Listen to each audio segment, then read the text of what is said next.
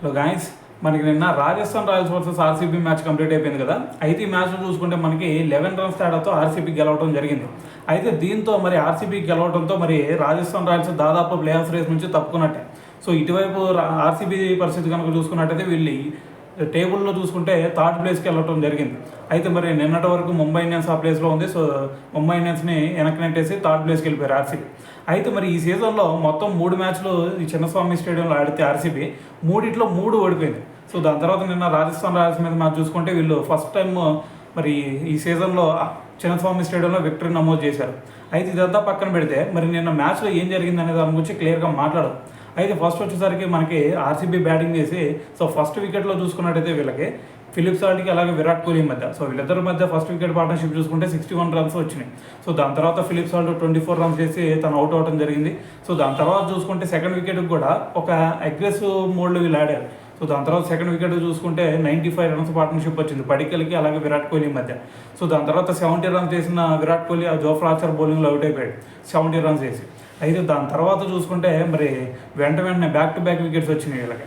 So మరి Padikkal out అవడం, దాని తర్వాత మరి వీళ్ళ కెప్టెన్ అయిన పడిదారు. సో ఇద్దరు కూడా బ్యాక్ టు బ్యాక్ వికెట్స్ కోల్పోవడం. సో దాని తర్వాత చివరిలో చూసుకుంటే జితేష్ శర్మ అలాగే టిమ్ డేవిడ్ సో వీళ్ళిద్దరి మధ్య ఏదైతే పార్ట్నర్షిప్ వచ్చిందో అది మ్యాచ్ మొత్తాన్ని చేంజ్ చేసింది.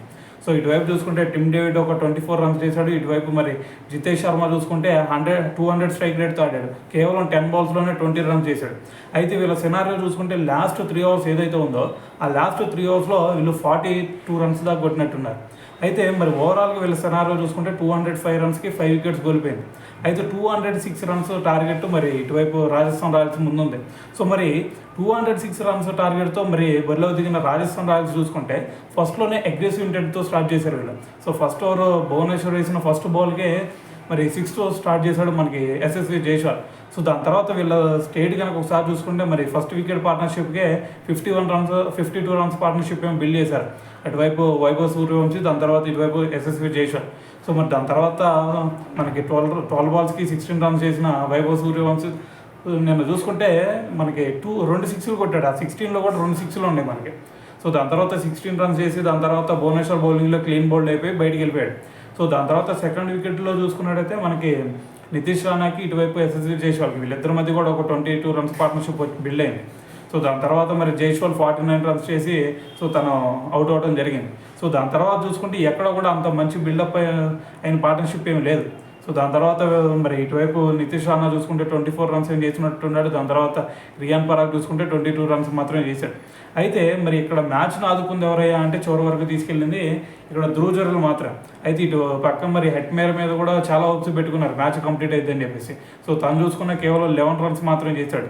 అయితే ఇక్కడ వీళ్ళ స్టేజ్ చూసుకుంటే 10 ఓవర్స్కి 118 రన్స్ వరకు చేశారు వీళ్ళు. సో దీన్ని బట్టి మరి ప్రతి ఒక్కరు అనుకుంది ఏంటంటే ఖచ్చితంగా ఈ మ్యాచ్ రాజస్థాన్ రాయల్స్ చేతిలోకి వెళ్ళిపోయిందని చెప్పేసి. సో కానీ చివరిలో చూసుకుంటే మరి అందరూ కూడా చేతులు ఎత్తేసారు. హెట్మేర్ చూసుకున్నా, లేదంటే రియాన్ పరాగ్ చూసుకున్నా. సో దాని తర్వాత ధ్రువ్ జురెల్ చివరి వరకు పోరాడాడు. దాని తర్వాత 18th ఓవర్ ఏదైతే ఉందో భువనేశ్వర్ వేసింది ఆ ఓవర్లో చూసుకుంటే మరి మ్యాచ్ మొత్తాన్ని కూడా కొంచెం టర్న్ చేశాడని చెప్పాలి ధ్రువ్ జురెల్. సో ఆ ఓవర్లో చూసుకుంటే 18th ఓవర్లో మరి 22 రన్స్ రాబట్టాడు. సో మరి ఖచ్చితంగా మరి ఈ మ్యాచ్ గెలిచిద్రా అనే సినారియో క్రియేట్ అయింది. ఒకనొక స్టేజ్లో చూసుకుంటే 9 బాల్స్కి వీళ్ళు కొట్టాల్సింది కేవలం 17 రన్స్ మాత్రమే.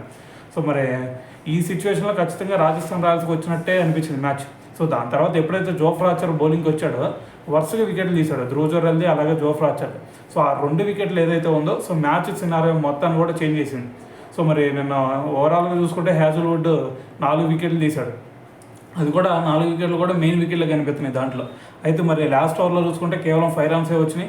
సో దాంతో మరి 11 రన్స్ తేడాతో మరి ఆర్సీబీ గెలవడం జరిగింది. సో మరి ఇక్కడ హ్యాజల్వుడ్ 4 వికెట్స్ తీశాడు కాబట్టి సో అతనికైతే మరి ప్లేయర్ ఆఫ్ ది మ్యాచ్ ఇవ్వడం జరిగింది. సో ఓవరాల్గా చూసుకుంటే మరి ఆర్సీబీ గెలవడం జరిగింది. సో దీంతో మరి ఆర్సీబీ ప్లే ఆఫ్స్కి రేస్లో ఇంకా ముందు ఉందని చెప్పాలి. సో ఏదేమైనా సరే మరి నిన్నటి మ్యాచ్తో మరి మీరేమనుకుంటున్నారనేది కింద కామెంట్ చేయండి.